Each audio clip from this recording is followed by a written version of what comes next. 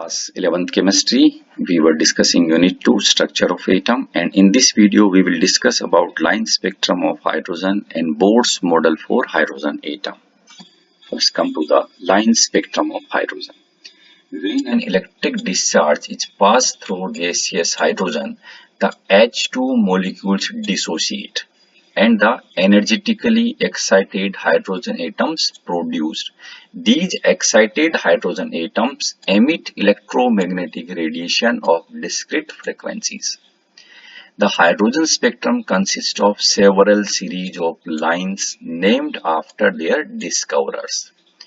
Bohrs in 1885 observed spectral lines in visible part and expressed in terms of wave number, which obey the following formula. This is wave number is equal to 109677 1 by 2 square minus 1 by n square centimeter inverse, where this n is an integer equal to or greater than 3. That is n may be 3, 4, 5 and so on. Swedish spectroscopist J. Rydberg noted that all series of lines in the hydrogen spectrum could be described by the following expression. Wave number is equal to 109677 1 by n1 square minus 1 by n2 square centimeter inverse, where n1 is 1, 2 and so on, and n2 is always greater than n1. Like this is, and it may be n1 plus 1, n1 plus 2 and so on. The value 109677 centimeter inverse is called the Rydberg constant for hydrogen. Now these are the spectral lines for atomic hydrogen: Lyman series, Bohrs series, Paschen series, bracket and Fund. Again remember, for these series n1 is fixed. Okay, and n2 will be greater than this fixed value. For Lyman, n1 is equal to 1, n2 may be 2, 3 and so on, and this is observed in ultraviolet region. For Bohrs, n1 is equal to 2, n2 is 3, 4 and so on. This is in visible spectrum. Paschen, n1 is equal to 3 and n2 is more than 3, like 4, 5 and so on, and this will observe in infrared region. Bracket, n is equal to 4 and n2 is 5, 6 and so on. This is again infrared region. Fund, n1 is equal to 5, n2 greater than 5, 6, 7 and so on, and this is again infrared region. You can see this diagram. These are the energy levels. N1 is equal to 1, this is 2, this is 3, this is 4 and so on. If you go from this side to this side, energies increases. Okay. Now when electron from any state come to the first state, then we will observe the Lyman series. Okay. If any electron from any excited state come to the second level, then we will observe Bohrs series. In the same way, we can observe the Paschen series if electron come to third level from any excited state. Okay. There is one question. What is the maximum number of emission lines when the excited electron of a hydrogen atom in n is equal to 6 drops to the ground state? First of all, you must clear what is the meaning of this ground state. This is the lowest energy state. In case of hydrogen, this is this one. When n is equal to 1, this is the ground state or lowest energy state. And all other, like n is equal to 2, n is equal to 3, 4 and 5, these are known as the excited states. Okay. We can find out the maximum number of spectral lines by using this formula. N in bracket n minus 1 divided by 2, where n is equal to this. In this question, this 6 is given. Put the value and this will come to 15. Okay. Again, you can see this diagram. Again, one thing you have to remember, this n1 is always fixed for this series. Okay, for Lyman series, this is always 1. That means electron from any excited state come to the ground state level, then we will observe the Lyman series. If it will come to the second level, then Balmer series. If it will come to the third series, Paschen, that is third level, we will observe the Paschen series. If it come into the fourth energy level, then we will observe the bracket, and in the same way Pfund series. Of all the elements, hydrogen atom has the simplest line spectrum because it has only one electron. Line spectrum becomes more and more complex for heavier atoms due to the presence of more number of electrons. Features which are common to all line spectra are line spectrum of element is unique and there is a regularity in the line spectrum of each element. And these line spectrum could not explain on the basis of Rutherford's atomic model. Okay. Bohr's model for hydrogen atom. Niels Bohr was the first to explain quantitatively the general features of the structure of hydrogen atom and its spectrum. He used Planck's concept of quantization of energy. Bohr's model for hydrogen atom is based on the following postulates. The electron in the hydrogen atom can move around the nucleus in a circular path of fixed radius and energy. These paths are called orbits, stationary states, or allowed energy states, or shells. These orbits are arranged concentrically. Concentrically means center is same, okay, around the nucleus. You can say this is nucleus. This is first orbit, this is second orbit, this is third orbit, this is fourth orbit, that is n is equal to 1, 2, 3 and 4, and these are designated as K, L, M, N. I think you have studied in 10th class. The energy of an electron in the orbit does not change with the time. This is again contrary to the Rutherford's atomic model. Okay, the energy change takes place when electron moves from one orbit to another. Energy is absorbed when electron will move from a lower stationary state to a higher stationary state, or energy is emitted, okay, when electron moves from higher stationary state to lower stationary state. The energy change does not take place in a continuous manner. You can see this diagram. This diagram shows the absorption of energy when this electron from this lower energy level jump to the higher energy level, and this show the emission of energy when electron from this higher energy level come to the lower energy level. The frequency of radiation absorbed or emitted when transition occurs between two stationary states that differ in energy by delta E is given by, that is, nu is equal to delta E by H, where delta is E2 minus E1. Now what is this E2 and E1? E1 is the energy of lower energy state and E2 is the energy of the higher allowed energy state. This expression is commonly known as Bohr's frequency rule. An electron can move only in those orbits for which its angular momentum is integral multiple of h by 2 pi. That means angular momentum is quantized. Now try to understand. There are infinite number of circular paths are possible around the nucleus. Question arises, in which orbit electron should move or should revolve? So this is the restriction. Okay, that is, electron can move only in those orbits for which its angular momentum is integral multiple of h by 2 pi. And when we restrict any value, then this is called quantized. Okay, and what is angular momentum? You remember, product of mass and velocity. This is called linear momentum. But when motion is in the circular path, then we will also involve the radius, that is mvr. This is called angular momentum, and this is equal to n multiplied by h by 2 pi, where n may be 1, 2, 3 and so on. Where this m is the mass of electron, v is the velocity, r is the radius of the orbit in which electron is moving. Now, important features of Bohr's model of atom. The stationary states for electron are numbered. N is equal to 1, 2 and 3. These integral numbers are known as principal quantum numbers. About these quantum numbers we will discuss in the coming videos.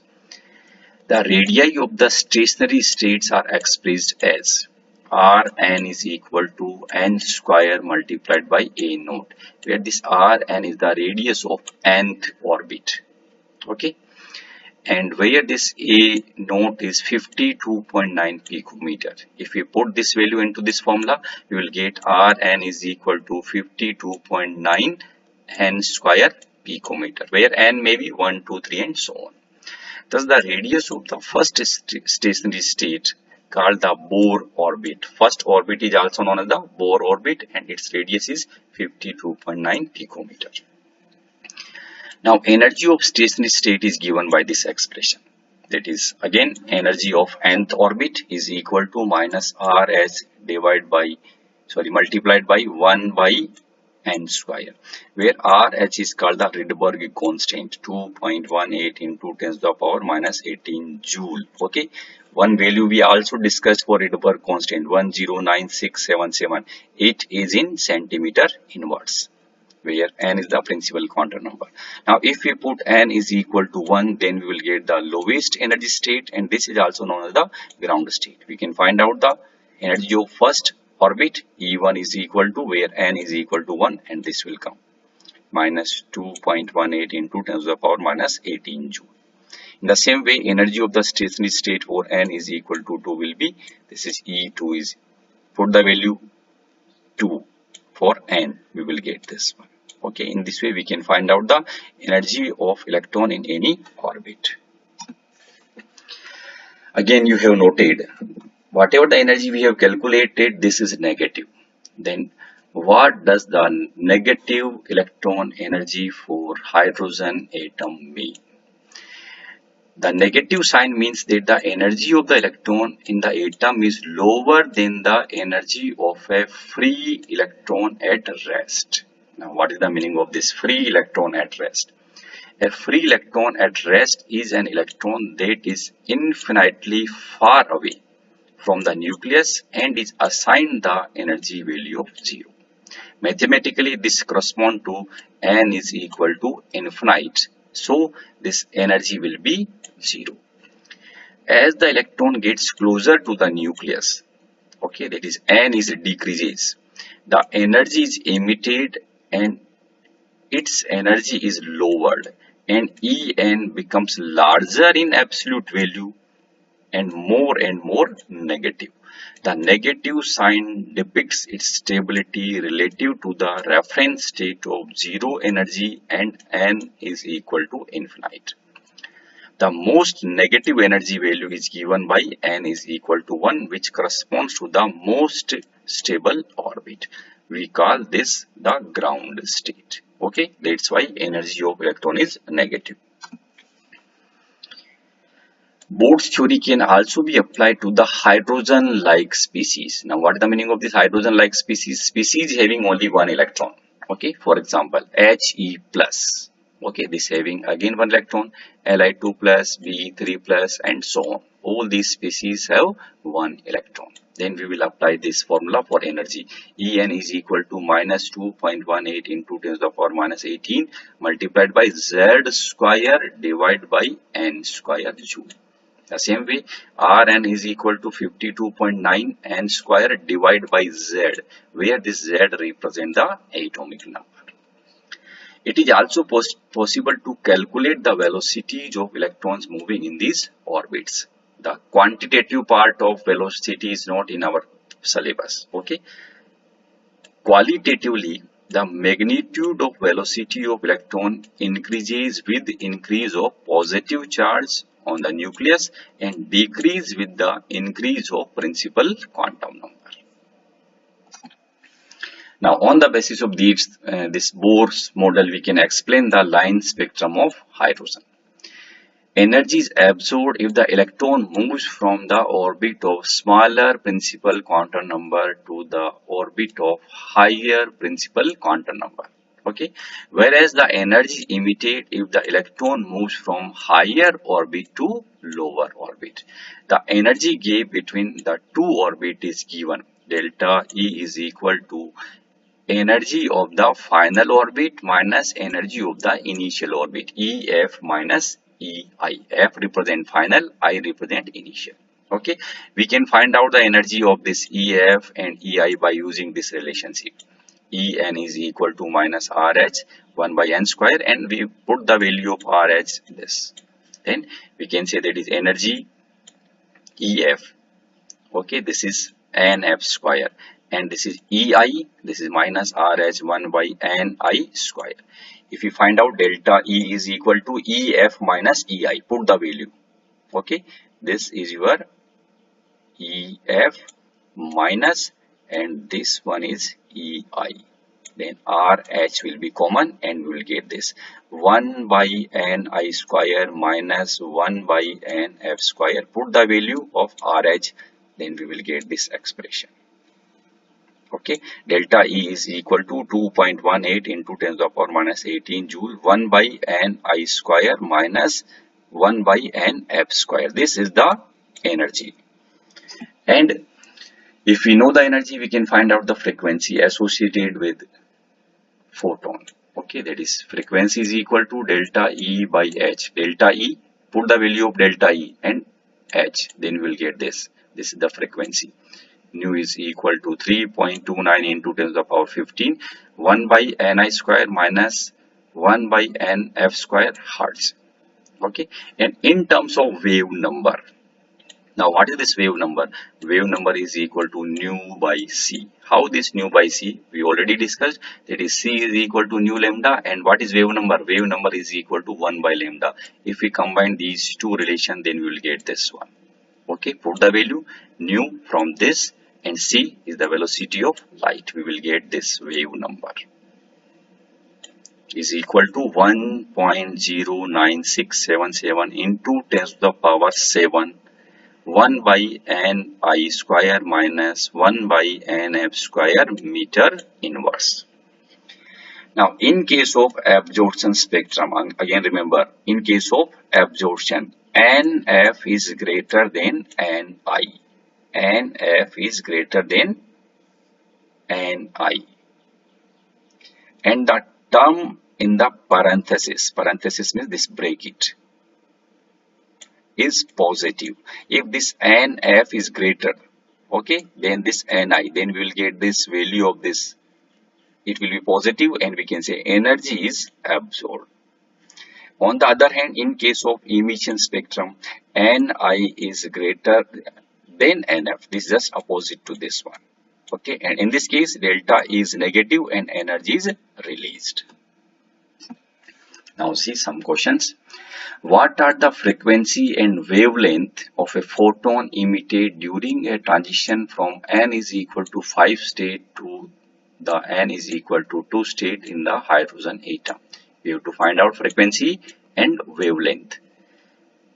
Initial is 5. Why initial is 5? Because transition is occur from 5th state to 2nd state. Okay, that's why Ni is 5 and Nf is 2. We can find out the frequency by using the formula. Put the values.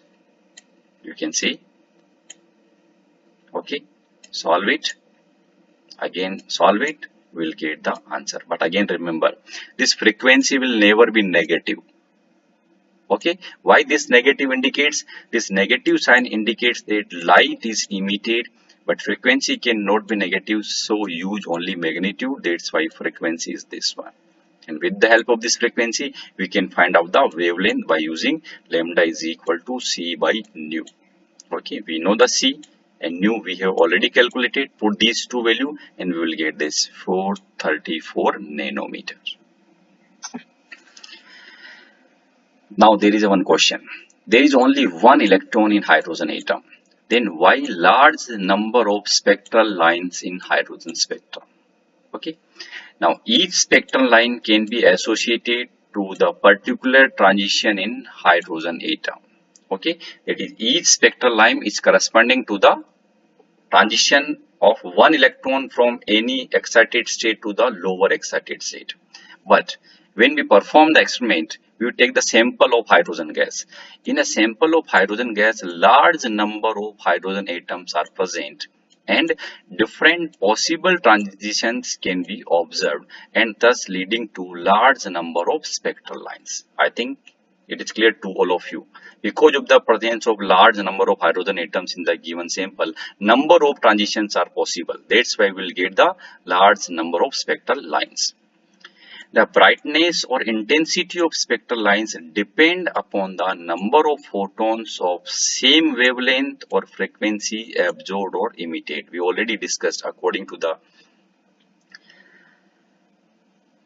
when we discuss the photoelectric effect, that is a number of ejected electrons depend on the intensity of light. In the same way, number of lines, that is number of lines, or sorry, this is brightness of the line. It depends on the number of photons. Brightness of the line is depend on the number of photons. You can see one question. Calculate the energy associated with the first orbit of He plus. What is the radius of this orbit? Okay, then this is En. Again, we have to use this formula, Z square divided by N square, where N is equal to 1 and Z is 2. For helium, atomic number is 2. Put the value.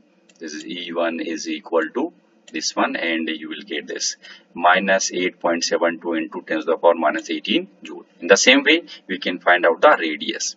Using the formula 52.9 N square divided by Z. Put the value.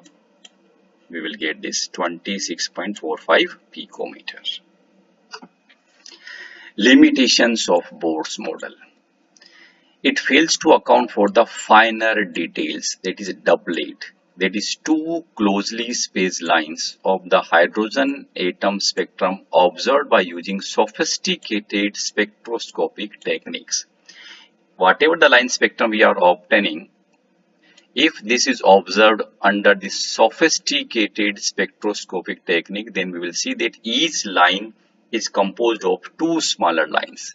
This is called finer details. It could not be explained by using Bohr's model.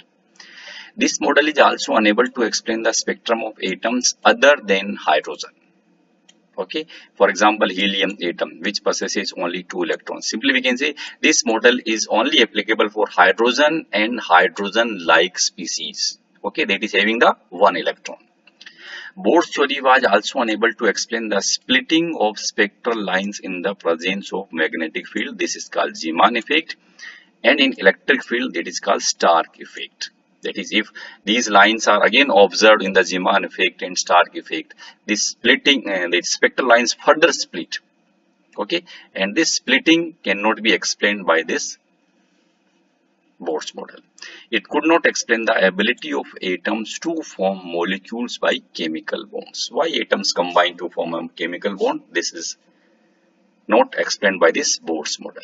Okay, student, subscribe my channel to get the new videos. Thank you.